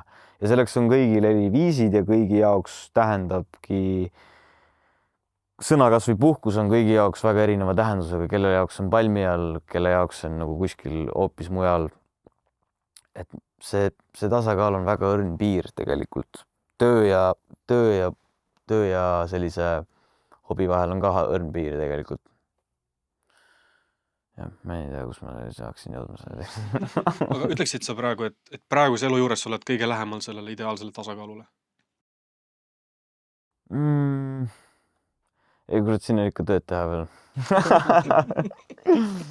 Siin on tööd teha, for sure. Kas seal on see teekond vähemalt välja vaadatud, milline see töö tegemine välja peaks nägema? Ei, ma ei tea, mis ma homme teen. Päriselt, ma ei tea, mida ma täna õhtul teen. See on minu puhul alati see, mis mulle endale ka meeldib, et tegelikult ma olen ülidraama vastane inimene, ma ei viitsi tegeleda mingi draama ja mingite jauramistega. Aga ise ma korraldan endale sükest asja, et minu ümber kogu aeg toimub mingid ekstreemselt ainulaadsed olukorrad, mida rääkides keegi isegi ei usu siin, mis toimub. Tahad mõne loo ka peatada? Ma ei tea, kust nagu see on, ma saladuskattel ütlen, et ma tegelikult tahaks raamatut kirjutada. On päris pikalt juba plaanis olnud selline juturaamat, mis siis inimestele, kes ei tunne mind, tundub ilmselt nagu fiction, aga inimestele, kes tunnevad mind, siis saavad nagu uuesti elada neid haigeid lugusid, mida mul on elust enesest võtta ja probleem on sellest, neid tuleb lihtsalt kogu aeg juurde ja nagu sõna seletamatu kuskil seal peab ka tsensoriga ilmselt väga palju huvitavaid asju, mida tahaks võib-olla jagada full on rahvaga ja mingite inimestega, kellega kokku saan mingi kuskil Def Jam'i omanikuga teed joonud kuskil kuradi onnis on ju mingi nagu neid situationid on nagu nii haigeid, et ja siin ma jätan sinna raamatusse nagu et tasakaalust oleme rääkinud, et on veel pikk tee minna, aga ühtlasi kõlas selles samas loos ka kohti, kuhu minna jagub, aga ma olen jäänud paigata, kus saan olla mina ise. Et sellest albumist on nüüd 2 aastat möödas, oled sa endiselt oma koha otsingutel? Ja, ma arvan, mu probleem on see, et ma lihtsalt alati tunnen, et kuskil on veel parem koht, kus ma saaks olla. Et ma olen hästi selline rohi on teisel pool rohelisem inimene, et kui ma olen nagu suhtes, ma olen nagu, miks ma nii suhtes olen, tahaks just vallaline olla, siis kui oled vallaline, siis mõtled, kui tahaks suhtes olla ja siis kui leiad justkui selle kodukoha, siis tunned, et nagu siit on nii palju asju puudu, mis tegelikult võiks selles kohas olla ja aga siis, et ma vist seal samas laulus ütlesin ka seda, et ma justkui proovin püüda neid ideaale kogu aeg, aga need ideaalid nagu vahetuvad samal ajal, kui ma neid püüan, ehk siis see on selline mõttetu ringiratast jooksmine, kus ma jooksen nagu varjudel järgi põhimõtteliselt. Ma nii üritan nagu kinni saada mingit asja, mis on selleks hetkeks, kui ma selle kinni saan, hoopis juba muu asi. Et natuke meeldib selline kaos ja hektiline elu, mis mul on välja kujunenud, et mul on selline, kuidas selle kohta öelda, hästi segane ja kaootiline korrapärasus. Et näiteks mul võib olla see tuba ka täiesti sassis, aga see on täpselt nii sassis, et ma tean ideaalselt, kus kõik asjad on ja kui keegi teine tuleb, teeb selle päriselt korda, siis minu jaoks see on nüüd korratu. Sest et mulle meeldib, kui asjad on nagu, mitte et ma nagu tulen siia, teen mingit kaose siin, vaata, viskan kõik asjad laiali, aga mulle meeldib, kui mu elu on natuke segane ja ettearvamatu. Mulle ei meeldi stabiilsus väga. Vot üks koht, mille korrapärasuses ma nüüd ülemäära kindel ei ole. Tugines sinu sõnadele. Härmatises ütles, et hingerahu tahab ajuruumi vabaks, mitte raha. Et mis see müra su peas on, millest edu ega raha ei vabasta ja teiseks, et kui korrapärane see ruum seal on täna? Ma arvan, et ta ei ole väga korrapärane. Ma arvan, et see on ka asi, mida ma saan nagu improve ida, kui ma tahan. Ma ei tea, kas ma tahan seda teha, aga tihtipeale ma tunnen, et ma ei suuda nagu väga üksi olla või mulle ei meeldi üksi olla. Mulle meeldib, kui me ümber, no nagu me rääkisime sellest melust ala, aga ka igapäevaelus ma ei viitsi väga, mul hakkab igav üksi, mul on kogu aeg vaja sõpru, midagi kuskil jälle olla, midagi teha, kellegagi chillida. Et ma ei tea, kas see on tingitud sellest, et mu see müra nagu hakkab üle peksma ja mul on vaja justkui reaalselt mingit müra enda kõrvale. Ma kunagi olin siuke, ma ei tea, ATH või kutsu seda milleks iganes, aga mul oli nagu mingi 4 monitori, siis kõigist käis erinev video ja siis telost oli veel üks video ja siis samal ajal lugesid raamatut, vaata, et see oli nagu täiesti kaos, kui keegi teine seda kõrvalt näeks, aga minu jaoks on nagu nii loogiline. Ja võib-olla see on veider mõelda, aga ma mingi hetk isegi nagu kunstilises viisis nagu idoliseerisin surma, et see oli tegelikult hästi ilus asi. Siiamaani minu meelest surm on tegelikult väga ilus asi, et see justkui see idee, et sa oled lõpuks seal kirstus ja su aju on tühi, nagu, et sul ei ole mitte ühtegi mõtet. See on tegelikult nagu mingil määral nagu asi, mida ma veits nagu, selle mitte selles suhtes, aga mulle meeldib mängida selle ideega, et sa lihtsalt justkui, minu jaoks puhkus on see, kui sa lamad, sul ei ole mitte ühtegi ideed peas. Sa ütlesid seda, et mingil hetkel oli väga-väga palju müra tekitajaid, mitu ekraani, raamat, mida lugeda. Ma ise olen ka ennast vahepeal sarnasest olukorrast leidnud, mitte küll päris nii ekstreemsest juhtumist, aga no ikka on see, et ma ei tea, oled loengus ja siis teed oma asju ja tegelikult nagu justkui kuuled, mida õppejõud räägib, tegelikult võib-olla natuke valetad endale, et midagi läheb ikka mööda. Et kui palju sa päriselt tolles hetkes tundsid, et sa olid asjadesse süvenenud ja kui palju see oli see, et selline justkui pette arusaamise endale, et ma ju tegelikult teen midagi, aga kas sa päriselt tegid midagi? Et kui ma tahan, siis ma süvenen, mul on siuke asi. Olgu see isegi asi, mis mulle ei meeldi näiteks või mingi õppeaine koolis, mis mulle ei meeldinud, aga kui see oli vaja selgeks õppida, siis ma õppisin vahet ei ole füüsika või keemia või ükskõik, ma tegin endale selle selgeks, ma suutsin süveneda. Ja veidral moel ma nagu, mul on seda mingil määral seda multitaskingut nagu antud täpselt nii palju, et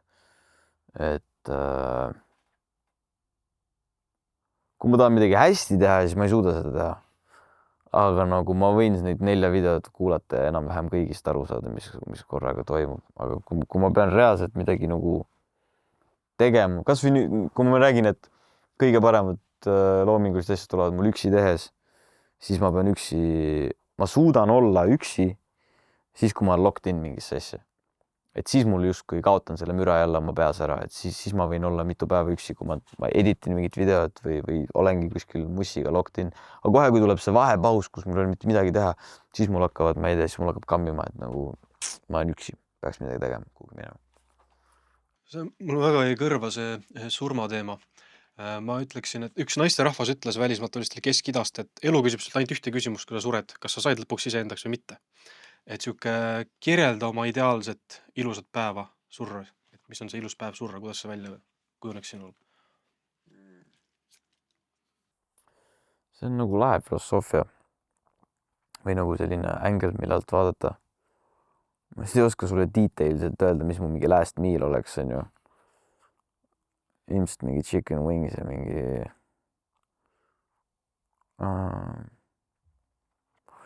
ma ei tea, mis see ilus võib-olla päevakulg oleks, võib-olla siis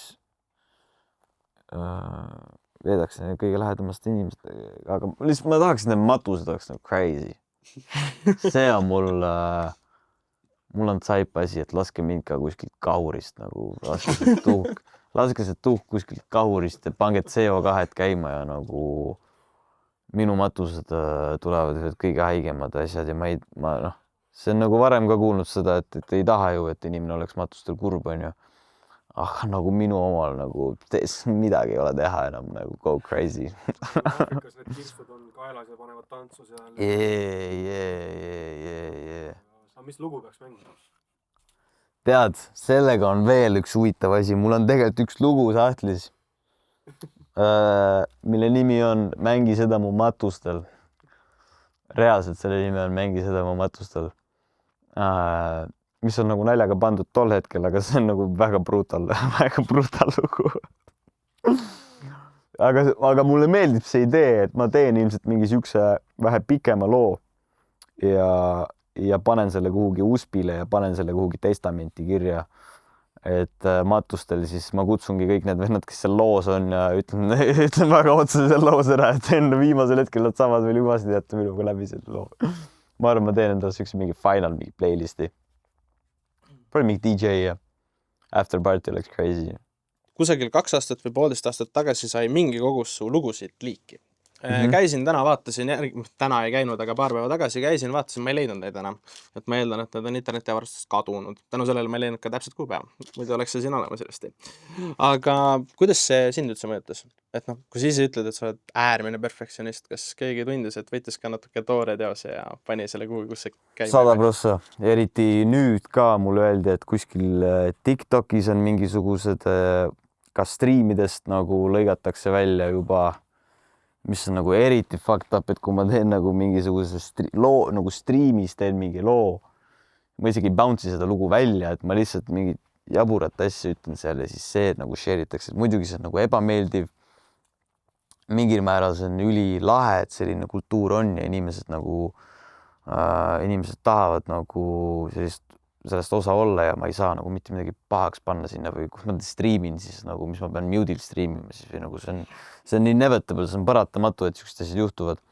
Aga see on nagu, see on veider ja mul on tulnud täiesti X-faktor, ma mäletan, mul oli Dropboxis üldse alguses tegelikult, mul oli vice versa demod, reference demod, Google mingisugune Docs või mingisugune siuke Google Docs vist jah, kus oli mingisugune pea 40 lugu, ma arvan, linkidena lihtsalt. Ja seal see kogu Docsi folder läks nagu kuhugi liiki, siis Dropboxist mingi Eesti hip-hop festivali laivi versioonide kaust, mida ma ei ole mitte kellelegi jaganud, miks ma üldse peaks kellelegi jagama siukest kausta, kus ei ole demo, vaid on nagu laivi versioon, siis kuskil öösel tuleb, et mingi, ma ei tea, Elina requested to view your folders. Mõtlesin, kuidas see asi töötab või nagu, kust saadakse ligi siukestele asjadele. Et see on kehva jah, eriti kui tahad nagu üllatada kedagi mingisuguse uue stiiliga või asjaga. Samas on tuus, et keegi tunneb huvi ja võib-olla kellelgi on just see nagu elurõõm või see, et nagu mingi fuck, mul on asi, mida teistel ei ole ja siuke jagada võib-olla teistega, et selles pildis see on lahe. Nüüd ma lihtsalt tean, kuidas nagu asju hoida. Aga näiteks sa mainisid, et sa oled striiminud oma su põhi sellel YouTube channel oli vist, kui ma eksi 7-8 videot, aga kui sa näiteks striimiksid oma selle 29 subscriberiga YouTube channelil, kas see oleks paremini peitu jäänud? Et ei läheks nii lihtsasti liiki? Sellel CS-i montaažide kanalil. Kus seda teate? Me oleme change, me peame teadma. What the fuck? Shit, probably. See on tühi vist õnneks. On tühi või? Olete vaadanud sinna või? Aga see on veel alles või? See on alles, jah. Mõtlen ausalt, mina seda ei leidnud. Thank God, et see tühi on tõu. See on see on career ending injury.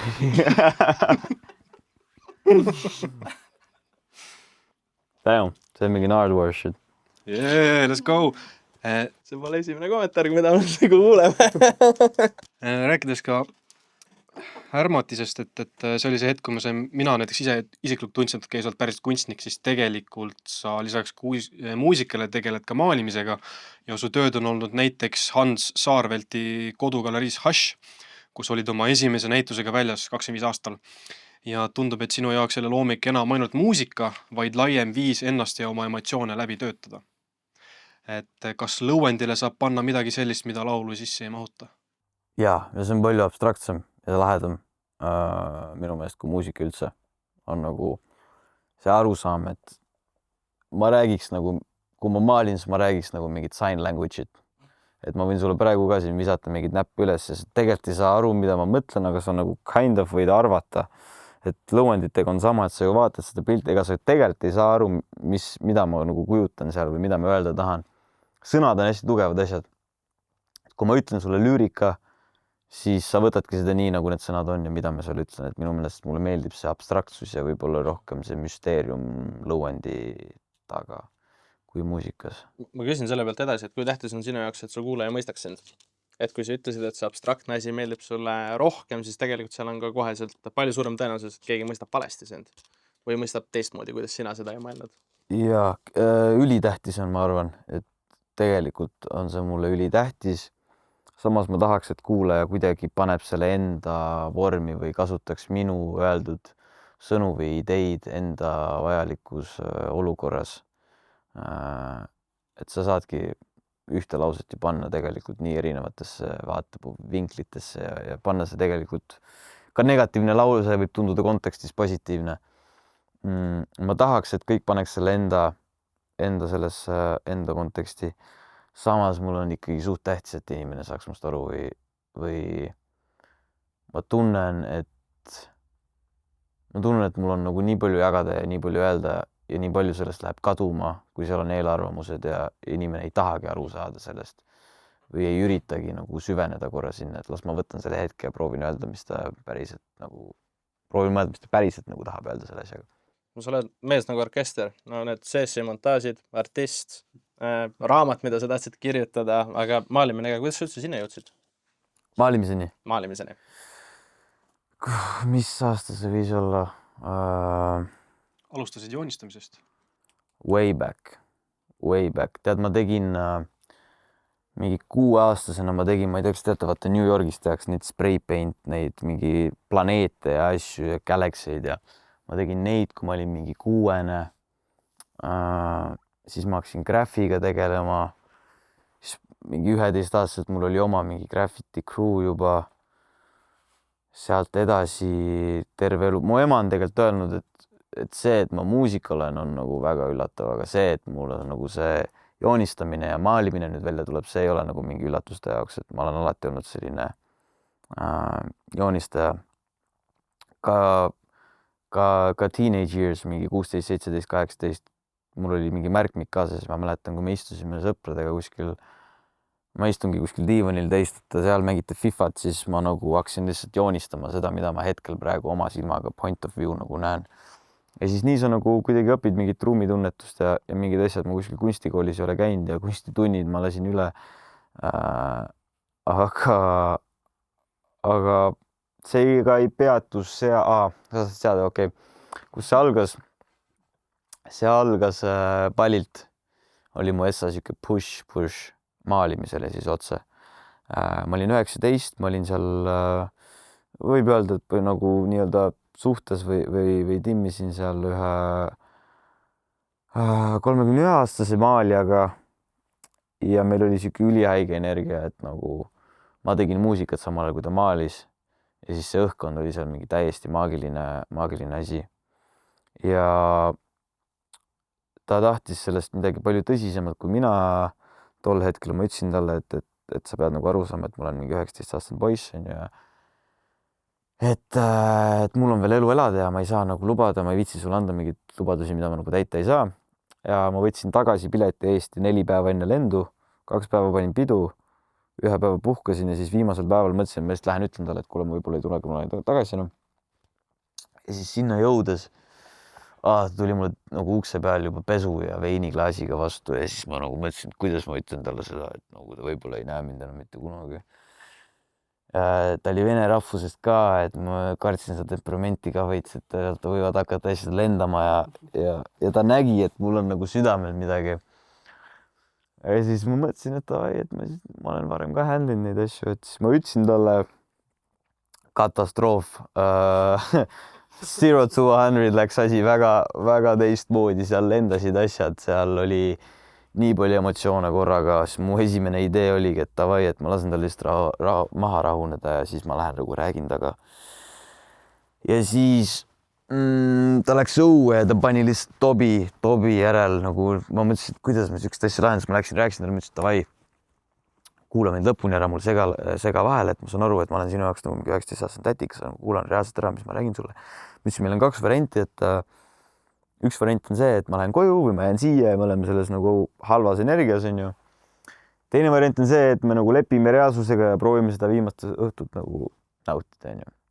Mis on nagu klišee asi, mida öelda, siis ma ütlesingi talle, et ma näen, et sinu sees on nagu viha, armastus, miljon emotsiooni, et me peame nendest lahti saama ja minu jaoks, kui ma tahan lahti saada, siis on see muusika, et mina lihtsalt lähen teen laulu ja I'm good.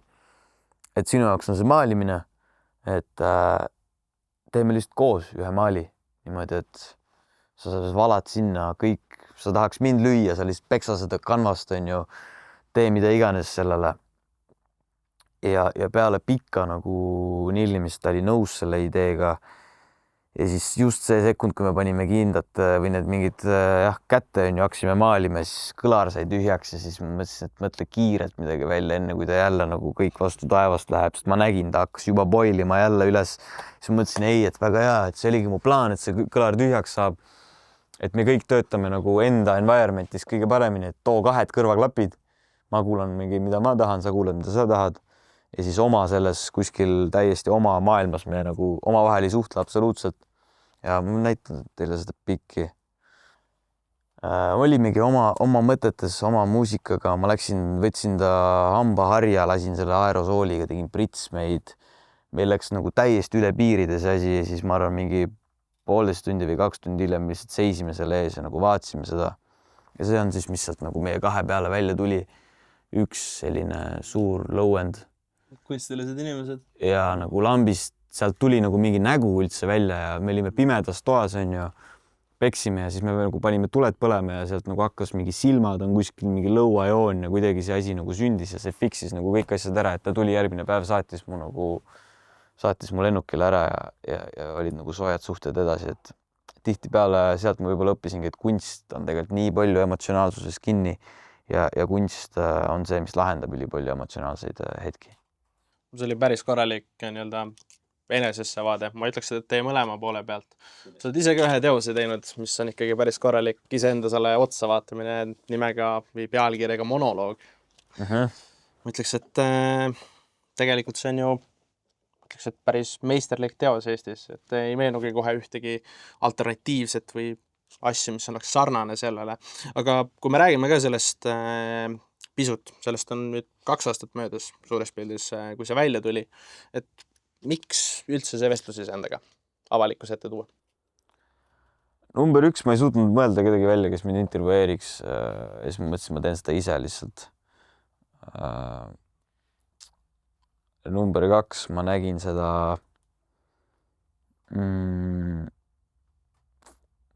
seda nagu visionit oma peas kuidagi või tihtipeale ma tunnen, et ma küsin endalt küsimusi, mida keegi teine mult ei küsi või vahel ikkagi sa justkui ootad, et keegi küsiks sult mingeid asju, aga nagu ma ütlesin, kõigil on 1000 mure, millega tegeleda ja kõigil on nagu pea laiali, ehk siis lõpuks tunnengi, et kuna ma saan iseendale toetuda, siis ma olen ainuke inimene, kellelt ma saan neid asju küsida ja kes vastab mulle kõige ausamalt neid asju. Sellepärast see formaat ja see kukkus minu meelest lahedalt välja ja ta tuli täpselt selline, nagu ma tahtsin, ka see lõpu šokifaktor, et tegelikult seal ei olnudki mitte kedagi ja ma lihtsalt omaette mõtisklen vahel, kaon endaga conversationis. Aga sa tegelikult mainisid, et see on vahepeal, kui sul olid üks ekraan ja raamat ees, mingid asjad veel ja siis seal oli see mingi melu ja sa oled omaette. Et paljud inimesed ei suuda endaga olla hetkegi lihtsalt. Et pead sa tihti endaga selliseid vestluseid tegema? mul on hetki, need ei ole kunagi pinnapealsed vestlused või need ei ole sellised, et ma nagu mingi teen süüa ja siis räägin iseendaga samal ajal, et kui ma võtan selle hetke, siis ma lähen sinna väga sügavikku ja proovin mingitele asjadele vastust saada, millele ma ei ole saanud. Proovin võimalikult vähe seda teha, ma arvan pigem suhelda rohkem teistega kui välja mõeldud iseendaga või enda ajuga kuskil omaette. Aga see on vajalik, ma arvan.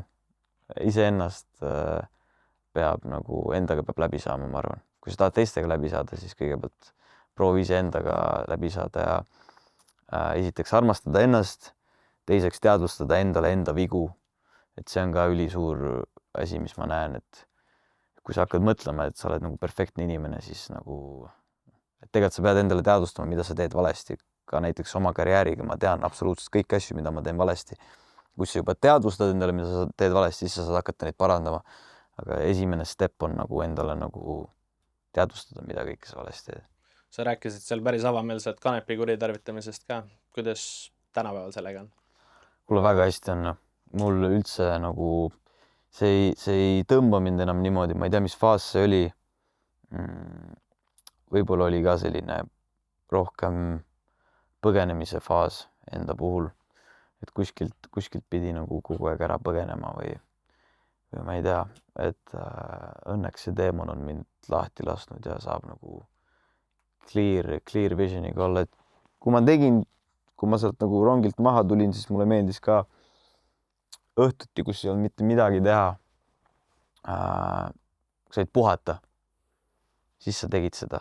Aga kohe, kui sul on midagi kuklas või sul on mingid mured või asjad, siis see asi tõi nagu, see savu tõi nagu kõik esile. Kõik hea ja kõik halvaga nagu täie kupatusega ja siis lihtsalt oli nagu, ei olnud mõnus nagu paranoidsed ja kammida mingit asjadele. Kollane meedia oleks ilmselt mu järgmise küsimuse üle uhke. Ma ise võib-olla isegi mitte nii väga, aga lihtsalt sealt edasi minnes 23. aastal üks klipp natuke liikis meediasse. Tead, millest ma räägin? Ja. Kuidas see sind mõjutas? Ma ei tea, tol hetkel kindlasti mingil määral. See oli üldse segane õhtu ja segased asjalood seal taga ja ega keegi ju tegelikult midagi ei tea, mis seal nagu toimus. Ja siis on nagu veider seletada või kõik. Seal tekkis mingi efekt, kus kõik tahtsid mingit infot saada ja siis olid inimesed, kes oma arust nagu levitsid seda õiget infot, on ju. Et selle asjaga sai nagu väga kiirelt ühele poole. Tol hetkel võib-olla kindlasti veits tekkis siuke tunne, et ma ise ei saanud aru, mis mastaabil see üldse levis või et inimesed tunnevad nii palju huvi, et see sükest asja jagada või olla nagu üliteemades. Et ilmselt mingi paar esimest kuud sellega mingid inimesed ka minu ümber tundsid justkui, et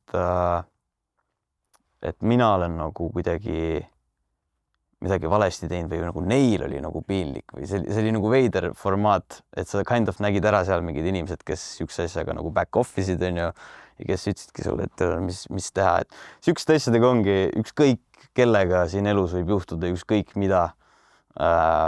Mitte miski ei ole nagu, keegi ei ole invincible või see ei ole nagu asi, millega nüüd elu lõpuni olla kuskil nagu shit happens ja peab lihtsalt toime tulema sellega ja me seda vastu näppu saamist ja küsimust juba puudutasime, kas sa tolles hetkes ka tundsid, et võib-olla inimesed, kellelt sa poleks oodanud, et keeravad sulle selja või löövad sulle noa selga, siis tegid seda?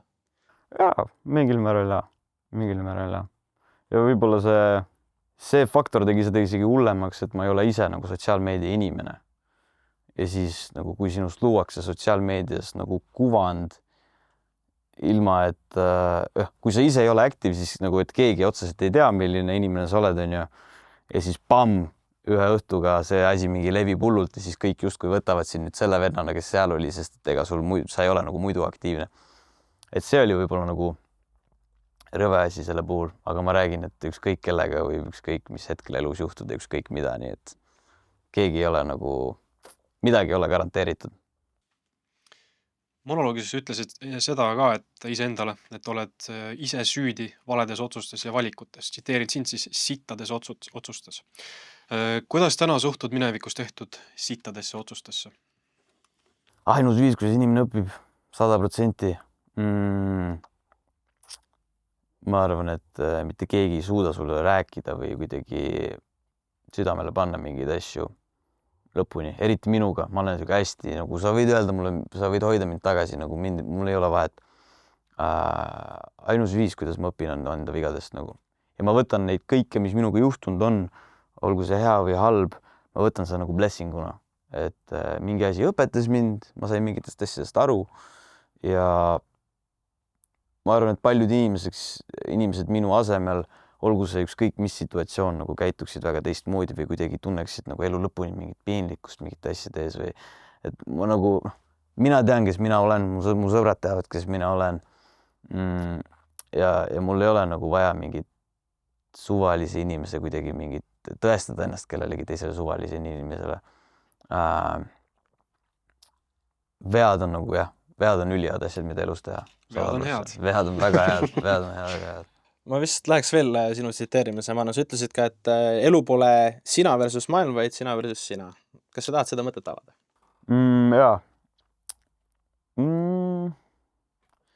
Mis ikka avada? See ongi mina versus mina, pidev võitlus iseendaga, ma arvan, ja et olla parem versioon endast täna, kui sa olid eile. Ja pidev selline nagu, mul on selline asi, et ma tahaks kogu aeg areneda või olla nagu tõusuteel kuidagi või see graafik võiks minna nagu ülesse kogu aeg, et kohe, kui ma tunnen, et asjad on nagu pausil või midagi liigu, siis mul hakkab nagu rõve endal. Et jah, samamoodi nagu ma ütlen, et siin elus ainuke inimene, keda sa usaldada tahad, on sina ise, siis see kogu competition, et ma olen nagu, ma tean, milleks ma võimeline olen ja mis inimene olen, siis ma enam ei jagugi competitionit võib-olla teistelt, vaid ainuke competition olengi mina ise, kellest ma proovin iga päev nagu üle olla. Ja see ei ole nagu lihtne, sest on päevi, kus sa puhkad ja siis järgmine päev ma nagu tunnen, et ma olen läkinud jälle ja siis tagasi võitlusesse. Aga räägiks nüüd ühest inimesest, kes võib-olla äkki võrdleb ennast kohati ka sinuga, nagu näiteks Henrik või Henni, kes sai siis 16 ja oli My Hits Top 20 ja andis ka oma intervjuu, mille peale sa tegelikult mainisid Onyxi peal, et väike vend justkui teeb silmad ette, kuna sind oli My Hitsist ära bänditud. Et mis seal juhtus? Ma ei tea, mis seal juhtus nagu. Seal oli, ma tulin Tartust, ühesõnaga long story short, ma tulin Tartust. Mingi bussihassel oli seal. Ma pidin tulema vist hommikul esimese bussiga, ma seal midagi ütlesin ette ja ühesõnaga ma helinesin kuhugi Intekale, mis ma arvasin, et oli live, see isegi ei olnud live. Ja koha peal olid kõik väga toredad ja siis kohe, kui ma sealt välja läksin, siis mulle kirjutati, et ma olen vist blacklisted nüüd My Hitsist või. Minu meelest see on nagu reaalne, kuigi ma olen nagu kuulnud ennast. Ühesõnaga, minu meelest ma olen blacklisted My Hitsist, ma olen nagu üsna nagu 90% kindel, et ma ei tea, mis värk on.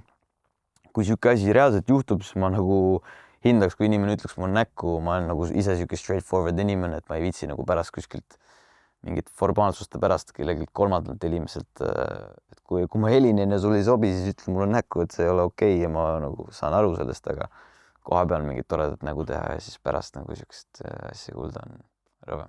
Aga ma räägin, you can hate me, aga you can't escape me, nagu kui mina ei tee, siis tuleb Henni teeb mu eest nagu I'm good.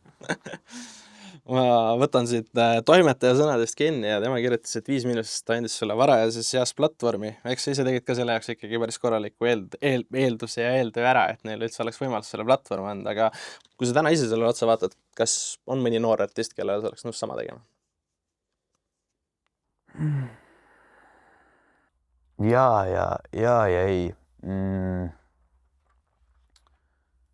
See on, mul on nagu armastusega suht sama asi, et mul on nagu nii raske kiinduda mingisse inimesse või kuidagi hoida 10 küünega kinni. Aga samas, kui ma olen, ja mis teeb selle raskeks, on see, et ma tean, kui palju ma endast annaks, kui ma lõpuks olen seal faasis, et anda endast kõik nii-öelda. Siis mul on ka nagu mingite siukeste upcoming inimestega see, et et ma nagu näen seda visiooni, aga et seda nagu visiooni ellu viia, ma tahaks nagu anda kõik enda platvormid, kõik energia endast, et pildida seda inimest ja ma kardan, et veits on nagu veel vara, sest ma ei ole võib-olla ise jõudnud üldse endast nagu nii palju veel maha jätta siia, et ma suudaks nüüd kellelegi teisele seda panustada, on ju, või mingit juuniori hakata siin keevitama. Et mingid nimed nagu on, samas ma ei ole kindlasti nii in tune isegi Eesti undergroundiga, et ma ei ole isegi nagu, ma ei ole isegi tapped in, ma isegi ei tea, kes meil teevad mingit mussi siin või noh, midagi paari on ju, Andero viib mind kurssi üldjuhul, et mingi uus lahe duud on jälle tulnud. Ja mul on nagu üks tüüp, kelles ma nagu näen nagu rävedalt visionit. Aga ma olen rohkem nagu sihuke, selles osas ma arvan, ma olen rohkem nagu tegude vend kui see, et ma räägiksin hullult kokku, et see tüüp on mu visionary ja siis lõpuks ma ei teeks mitte midagi. Et ma tahan taga teha ja teda push ida ja siis, et see asi nagu ilmutab iseennast. Rahvas ootab uut muusikat ja millal albumit oodata on? Et kui sa ütlesid, et see suures pildis on valmis, kas keegi on juba kusagilt koputanud ka, et tead, kuupäev hakkab lähenema? Õnneks keegi ei koputa mulle midagi. Sa ei saa mulle öelda, et kuupäev on lähedal. See on nagu hea koht, kuhu ma olen end kehtestanud selles mõttes, et sa võid mind natuke utsitada tagant, aga ma ütlen, kui see kuupäev on saabunud. Uut muusikat tuleb siin järgneva 2 nädala jooksul. Ma ei tea, millal see up läheb üldse või mis see graafik on. Ma arvan, et see lugu on vist isegi ennem väljas, kui me selle podcastiga välja saame. Ei, neid tuleb mingi 4. Ma arvan, neid tuleb mingi 4 enne. Kõik videotega. Pikas, nagu jah, sulle vastata sellega siis. Ei, muss tuleb. Super, võtame selle siit kaasa. Räägime kiirelt esinemistest ka. Mis plaanis on? Tahaks hoopis teisi keikasi teha, kui senimaani on tehtud. Meil on ikkagi see suve akustika plaan teha kunstigaleriides keikasid, presentida oma kunsti nii low-endi vormis kui teistes vormides. Küll näeb, mis saama hakkab. Ja tahaks teha selliseid live muusika asju rohkem, reaalsete pillimeestega, reaalsed live efektid, asjad. Ma arvan, et see moshpiti ja mingisugune backtracki efekt on nagu kaotanud minu jaoks natuke võlu, olles seda nagu mingi 7 aastat teinud, on ju, põhimõtteliselt algusest peale. See idee on algusest peale sama olnud, et lihtsalt paneme klippima selle laulu ja lihtsalt hüppame ja ma ei tea, viskame rahvasse vett. Et veits tüütab ära see juba, et nagu ma saan aru, et nagu fännile on see võib-olla lahe, on ju, sest see on lihtsalt teemas nüüd räpiga see moshpitimine. Aga ma ise tahaks nüüd näidata ka, ma ütlen ausalt, ma ise ei viitsi enam sellisele keikale minna vaatama, et mul peab olema mingi väga hea seisund või mingi, ma ei tea, mis peab olema, et ma nagu oleks mingi tavaline moshpitime kuskil kuradi, ma ei tea, mis klubis. Aga võib-olla see ongi maturing, et nüüd sellist asja, nagu ma ise tahan pakkuda, ma läheks vaatama ja ma ise näiteks tihtipeale, kui ma stuudios olen teiste räpparitega näiteks või muusikutega või ükskõik mis, siis ma nagu, mul on nagu selline psühholoogiline võib-olla nagu ego või selline asi, et ma tunnen, et ma tean, mis on kõige parem siia loole praegu, et mu aju ei valeta mulle, kui see ütleb mulle. Aga kui ma olen näiteks muusikutega stuudios, kes nagu oskavad pilli mängida, siis mees, ma olen täiesti vait, nagu sina tee oma magicut, nagu ma ei hakka sulle midagi ütlema, sest et see on minu jaoks maagiline, kuidas inimene suudab samamoodi, nagu mina suudan näiteks freestylis või punch-inides, ma suudan tõlgendada seda oma mõtet mikrisse, siis see inimene suudab nagu klaveril oma seda, tal on mingi meloodia peas ja ta suudab seda oma nagu näppudega tõlgendada, see on minu meelest nagu veel haigem asi, mida vaadata, nii et ma hindan nagu live muusikat tegelikult väga ja võib-olla see tuleb lihtsalt vanusega ja selline teised väärtused on ja see on lihtsalt ilus südamele midagi nagu.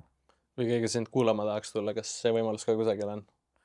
Muidugi ja paneme varsti välja mingisugused kuupäevad, Nashi ma kõike ka ei räägi, mis ma tean.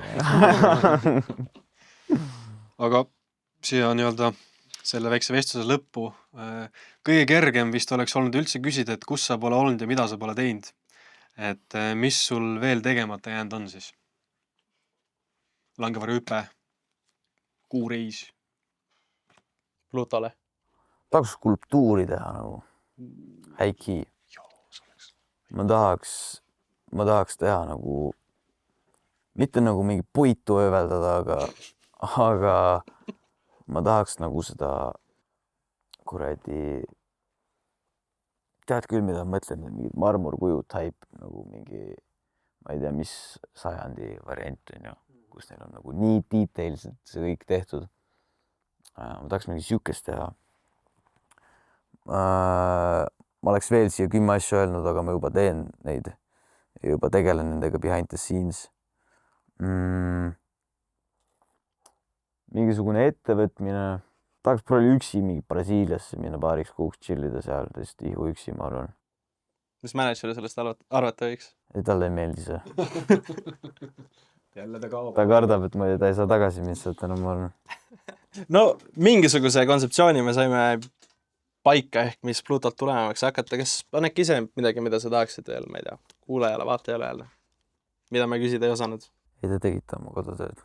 Ma ei saa midagi öelda siin. Ma olen tegelikult hästi tiip inimene või mulle meeldib minna tegelikult sinna sügavikku ja arutada mingeid filosoofilisi asju. Mis ma veel tahan panna südamele inimestele?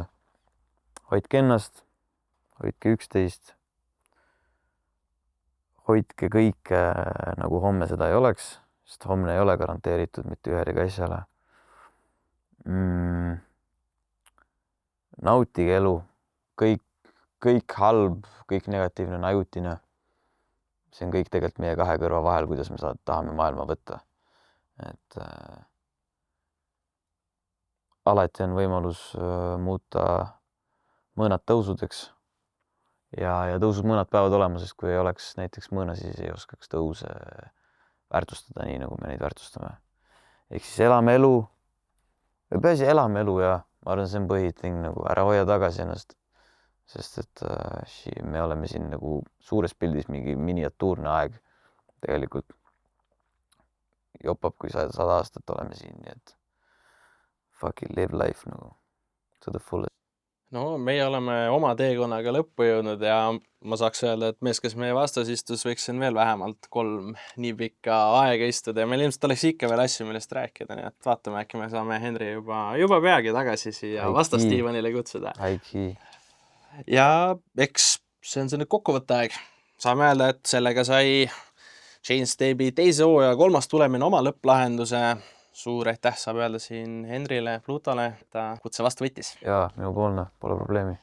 Ja aitäh ka kuulajale, et ela elu. Näeme juba peatselt, kui Chainstab'i 4. tulek tuleb.